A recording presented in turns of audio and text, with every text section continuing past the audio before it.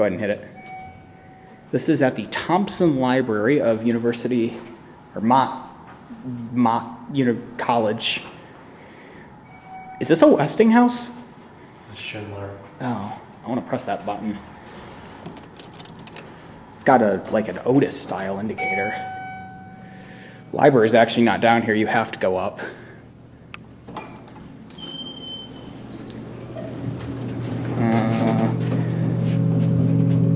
This is wonderful looking.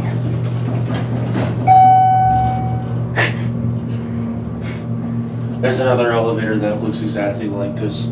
Is that really? Yeah, you have to go up to 3 to ride it though. Oh. This must have been a really early Schindler because it's got that indicator and these buttons. I bet you it's going to drop really hard too. Oh, not terrible. Oops, couldn't get it, but that door didn't even close all the way. This has to be like an 88 or 89 model, just by that indicator, I would think. Maybe it is a Westinghouse arcade. I mean, it's got the Schindler badge, but they could have just put that on there. So, we'll end it here, I guess.